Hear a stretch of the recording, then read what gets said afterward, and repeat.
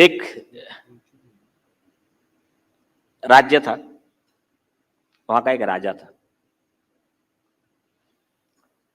अब राजा इतना अत्याचारी था, जैसा हर बार सब लोगों को लगता कि अभी जैसा कि हम अंग्रेजों की गुलामी में थे, ये अभी वाला अत्याचार नहीं। अभी वाला अत्याचार बताओ क्या, मेरा पर्सनल एक्सपीरियंस मैं बता रहा हूं। एक पार्टी की सरकार है तो दूसरे पार्टी वाले को लगता है कि हम बहुत गुलामी की जिंदगी जी रहे, और जब खुद की सरकार आती है तो फिर वही रिपीट होता है। ये पीड़ित वही रहते हैं, सिर्फ अत्याचारी शोषण करता बदल जाता है। हाँ, थोड़ा बहुत ऐसा नहीं है कि सारे पॉलिटिशियन वैसे ही है, कई अच्छे पॉलिटिशियन भी है और जिनके वजह से मतलब इस देश में लोकतंत्र जिंदा भी है। तो मैं सबको एक कॉमन कैटेगरी में डाल रहा हूं, एक जनरल बता रहा हूं। तो एक्चुअल में पीड़ित उस समय थे, बहुत ही अत्याचारी राजा था। और फिर वो जो राज्य था, वो जो राजधानी थी, राजधानी के बाहर में एक संत टाइप अपने एक महात्मा रहते थे, उनका एक शिष्य था।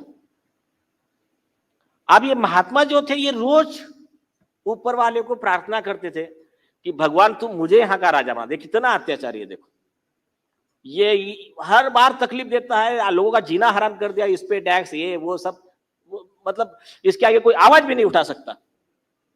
तो ये प्रार्थना रोज करते हैं, सालों हो गए, कुछ प्रार्थना का जवाब ही नहीं आ रहा भगवान का। तो फिर उनका जो शिष्य था, शिष्य ने बोला कुछ तो भी प्रार्थना में गड़बड़ है। बोले क्या है? अभी मैं प्रार्थना चेंज करता हूं। अब उनके गुरु क्या प्रार्थना करते थे कि अगर मैं इस देश का राजा बन गया तो मैं इन लोगों को सुखी रखूंगा, इनको सब पूरी फैसिलिटी दूंगा, इनको मतलब जो भी हेल्प चाहिए करूंगा। जैसे इसने कहा कि आप ये फॉर्मूला काम नहीं कर रहा है, उसने प्रार्थना चेंज किया। प्रार्थना क्या चालू किया पता है शिष्य ने? हे भगवान, मुझे तू इस देश का राजा बना दे, यहां के लोगों के ऐसे हाल करूंगा, आने वाली 7 पीढ़ियां याद रखेंगी, इनकी ऐसी धुलाई करूंगा। ये सब उन्होंने ऐसे उल्टी प्रार्थना कर दी। और प्रार्थना इतनी पावरफुल थी, सुबह में प्रार्थना किया, शाम को राजा मर गया। वहां राजा मर गया, राजा को कोई था नहीं पुत्र वगैरह कुछ, तो फिर झगड़ा होने लगा कि आप नया राजा कौन बनेगा। तो लोगों ने तय किया कि जो कल सवेरे सूरज निकलने के बाद बाहर से आदमी स्टेट में एंटर करेगा उसको राजा बना देने का। आप सुबह भिक्षा मांगने को यही शिष्य आता था, ये जैसा एंटर किया लोगों ने इसको ले गए राजा बना दिया। राजा बनने के बाद इन्होंने शुरू किया फिर अपना अत्याचार का सिलसिला। आपके घर में कोई मौत हुई, रोए तो टैक्स, खुशी हुई हंसे तो टैक्स, जहां जहां पॉसिबल हो सकता है सारे अत्याचार शुरू कर। आप जनता त्राहिमाम कर उठी। बोले क्या करना है, कौन बताएगा इसको? तो बोले पहले से भी खतरनाक है। तो बोले एक ही आदमी इनको बता सकता है, इनका गुरु। तो चले गए उनके गुरु के पास, गुरु से रिक्वेस्ट किया, गुरु को लेकर आए। जैसे गुरु आए तो राजा उठा, उनको चरण स्पर्श किया, आइए आइए, आदर आतिथ्य किया। तो बातचीत, बोले कैसे सब हुआ, कुशल मंगलम। तो फिर गुरु जी ने धीरे से अपना प्रश्न रख दिया। अरे यार शिष्य, बोले आप ये जनता को थोड़ा सा तकलीफ देना कम कर दो, मैं आपको इतना शिक्षा। उसमें आपने बोलना नहीं। बोले बोले क्यों? ये भगवान का और मेरा एग्रीमेंट है। तो बोले क्या? बोले आपने इतने साल प्रार्थना किया, आपकी तो प्रार्थना कबूल नहीं हुई। आपने बोला कि मैं इनको खुश रखूंगा, मैंने कहा कि मैं इनको तकलीफ दूंगा। तो बोले हाँ। बोले क्यों नहीं हुई पता है क्या आपको? बोले ये लोग जो हमारे देश के कई जनता को लागू होता है, ये लोग इतने इतने पापी हो गए थे कि इनके पापों के कर्मों की सजा वो पहला वाला राजा पूरी नहीं कर पा रहा था। तो बोले अच्छा ठीक है, पापी थे तो पाप क्या हुए वो तो बताओ। तो उन्होंने बोला चलो ठीक है, मैं वो बताता हूं आपको। उन्होंने कहा आप यहां बैठ के आप देखिए मैं क्या करता हूं। जहां अच्छा रोड था वो रोड में गड्ढा खुदवा दिया,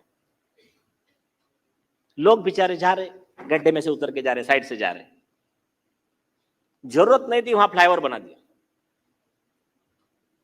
फिर वो फ्लाईओवर के आगे टैक्स लगा दिया, लोग चुपचाप सुनते जा रहे, बोले अब इससे भी नहीं जम रहा, बोले टैक्स पैसा नहीं चाहिए अब कोड़े बरसाने के, जो भी आदमी उतरेगा ब्रिज से, दूसरा रास्ता ही नहीं है, फ्लाईओवर से उतरा 5 कोड़े मारने के, ये टैक्स है आपका।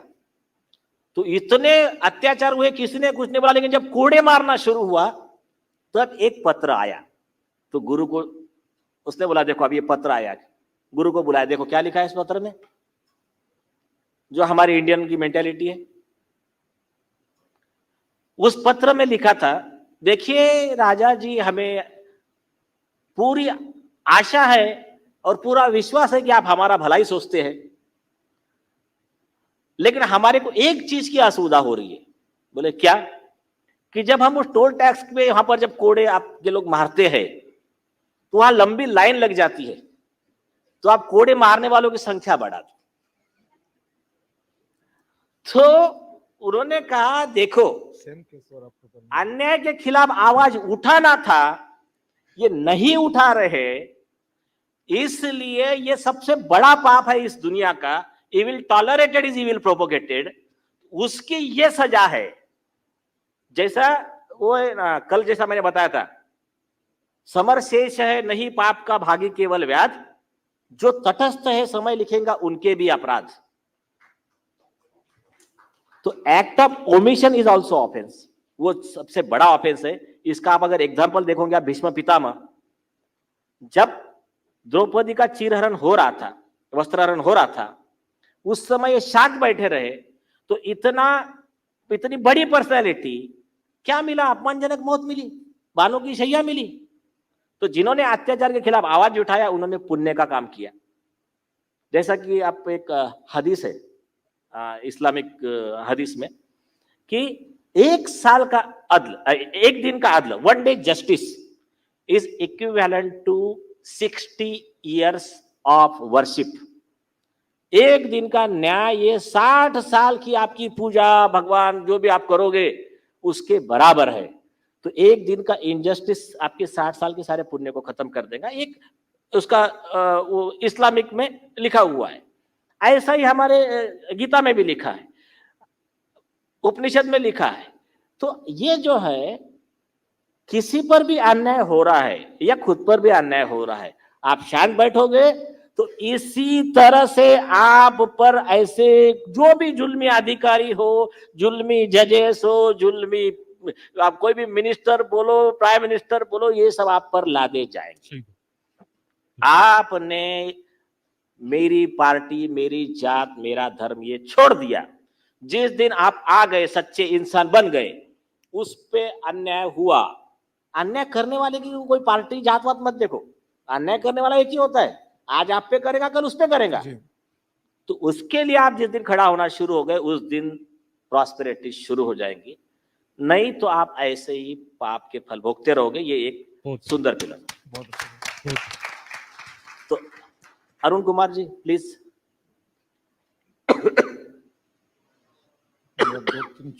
दो तीन छोटे